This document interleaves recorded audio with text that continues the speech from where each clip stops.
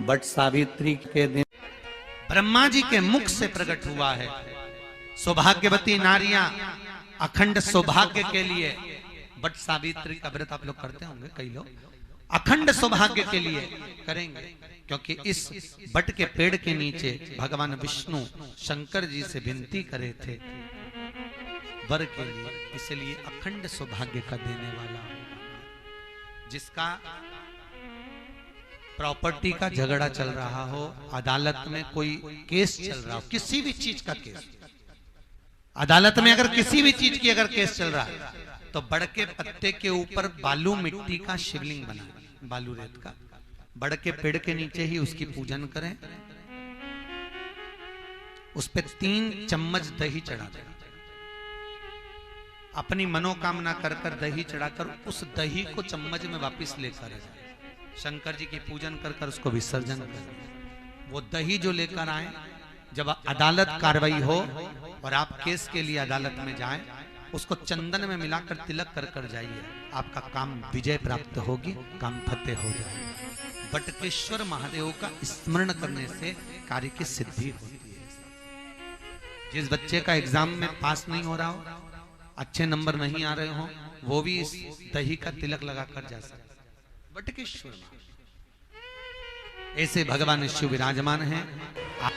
16 श्रृंगार में नारी के हाथ की चूड़ी का कलर अलग हो सकता है, चूड़ी की डिजाइन अलग हो सकती है, चूड़ी अलग हो सकती है, चूड़ी महंगी सस्ती हो सकती है, मंगलसूत्र की कीमत ऊंची नीची हो सकती है, पांव की बिछुड़ी की कीमत ऊंची नीची हो सकती है, कान के कुंडल की कीमत ऊंची नीची हो सकती है।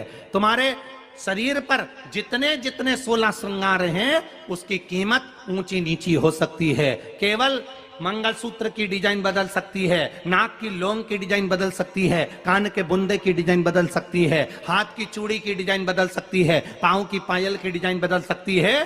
केवल नारी के 16 श्रृंगार में एक श्रृंगार ऐसा है जिसकी कीमत जो पहले थी वही कीमत आज तक है और उसकी डिजाइन आज तक नहीं बदली। वो मांग का सिंदूर है, एक जैसी डिजाइन है और एक जैसी कीमत है।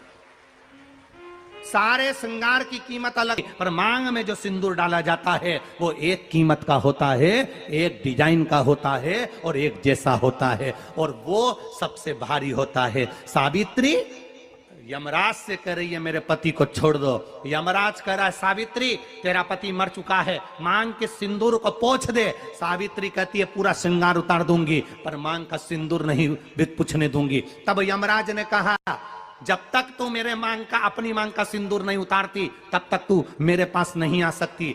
भगवान यमराज से सावित्री ने कह दिया मैं भी तुझे वचन देती हूं यमराज, मेरी मांग में जब तक सिंदूर है, जैसे सीता ने लाइन, लक्ष्मण जी ने लाइन खींच दी थी और सीता पार नहीं जा सकती थी, मैं भी तुझे वचन देती हूं जब तक नारी की मांग में सिंदूर है तब तक तू उसके पति को उसके सामने लेकर नहीं जा सकता। यह भी मैं तुझे कह देती हूं। यमराज भैंसे पर सवार होकर सत्यवान को लेकर जा रहा था, सावित्री से वचन पर वचन चल रहे थे। बड़ के पेड़ के नीचे छोड़कर आए।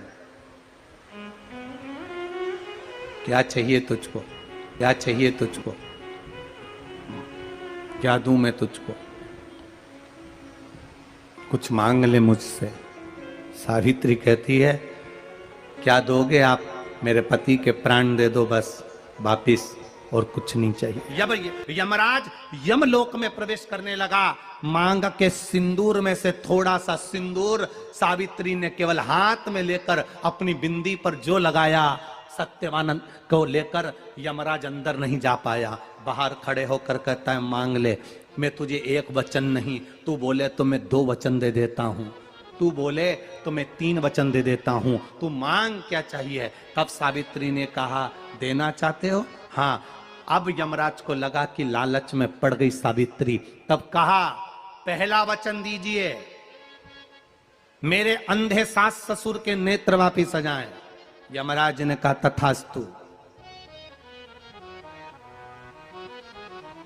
दूसरा वचन दीजिए, मेरे सास ससुर अपने पोता पोती का मुख देखें। यमराज ने कह दिया तथास्तु।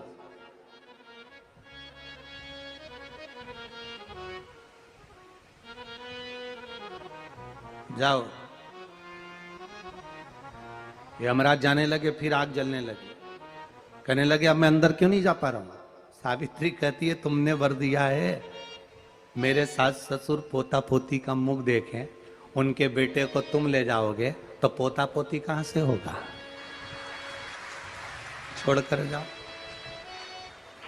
सावित्री है, पति को वापिस लेकर आ गए।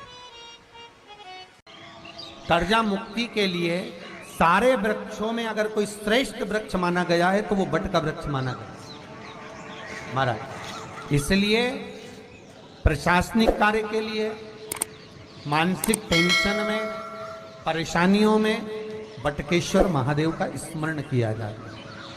और यदि निवेदन करूंगा, बहुत ज्यादा यदि आपको कर्जा हो गया है, बहुत ज्यादा कर्जा हो गया और वो कर्जा चूक ही नहीं रहा, तो थोड़े दिन बड़ के पेड़ के नीचे आप बटकेश्वर महादेव के लिए 1 लोटा पानी, उसमें थोड़ा सा पिसा हुआ चावल पीस के गला लेना चावल को और पीस लेना, पीस के उस पानी में मिला लेना और मिलाकर उसमें थोड़ी सी हल्दी पिसी हुई डालकर बटकेश्वर महादेव के नाम से बड़ के पेड़ के नीचे अपनी कामना कर कर जो कर्जा हुआ है उस कर्जे का भान देते हुए, स्मरण देते हुए छोड़ दीजिए। महाराज 2 या 3 सोमवार एक ही जगह पर करना। 3 सोमवार बाद वहीं से बड़ के पेड़ की थोड़ी सी जड़ उठा लाना और उस जड़ को कोई धागे में बांधकर या तो अपने गले में डाल लो या अपनी जेब में पटक लो, उसको थोड़े दिन पटक कर रखना, लगभग 2 से 3 महीना पटक कर रखो। वो जड़ जैसे बड़ का पेड़ विस्तार होता है, पानी गिरे ना गिरे, जल वृष्टि हो ना हो, गर्मी पड़े ना पड़े, उसको कोई फर्क नहीं पड़ता। बड़ का वृक्ष आप रूप फैलता जाता, उसकी जड़ें अपने आप प्रबल होती है। उसी तरह ये बटकेश्वर महादेव कहीं से भी अगर जड़ आपके पास में रखी है 1 महीना, 2 महीना, 3 महीना तक, तो ये जड़ अपने आप लक्ष्मी को पकड़कर खींच कर लाती है और कर्जे से मुक्त कर देती है। बटकेश्वर महादेव। पत्नी को कभी हल्का मत समझना। सावित्री का पति शांत हो गया था, मर गया था। बड़ के पेड़ के नीचे यमराज उसको लेने के लिए आ गए और सावित्री को छोड़कर यम उसके पति के प्राण लेकर जाने लगा। सावित्री मैया अपने सात्वित्व के बल से, सावित्री मैया अपने सात्वित्व पतिव्रता परमेश्वर के बल से यमराज के पीछे पीछे जाने लगी। यमराज आगे, सावित्री पीछे, यमराज आगे, सावित्री पीछे। यमराज ने पलट कर देखा तो पीछे सावित्री आ रही थी। सावित्री से पूछा तू मेरे पीछे क्यों आ रही है? मेरे पति सत्यवान को तुम लेकर जा रहे हो, मेरे पति को छोड़ो। यमराज ने कहा इसका अंतिम क्षण है, मर चुका है, जाओ नीचे उसके शरीर का अंतिम संस्कार करो, नहीं तो कोई जानवर खा जाएगा। सावित्री बोली मैं जाने वाली नहीं हूं, मेरे पति को छोड़ो। यमराज कहते हैं हम जिसको पकड़ लेते हैं उसको छोड़ते नहीं है। यमराज लेकर जाने लगे, सावित्री और पीछे चली, सामने यमलोक था, अंदर सावित्री जाने लगी तो यमराज ने रोक दिया, रोक, कहां जा रही है तू, अंदर क्यों प्रवेश कर रही है, मेरे पति सत्यवान को छोड़ दो। यमराज प्रसन्न होकर बोले सावित्री आज मैं प्रसन्न हो गया तुझ पर, क्योंकि तू मेरे दरवाजे तक आई है, मांग तुझे क्या चाहिए। सावित्री कहती है मुझे 2 वर दे दो, मुझे 2 वर दे दो। अब तो यमराज प्रसन्न हो गया, ये अपने पति को भूल गई, इसने अपने पति को छोड़ दिया। ये अपने पति को भूल गई, इसने अपने पति को छोड़ दिया।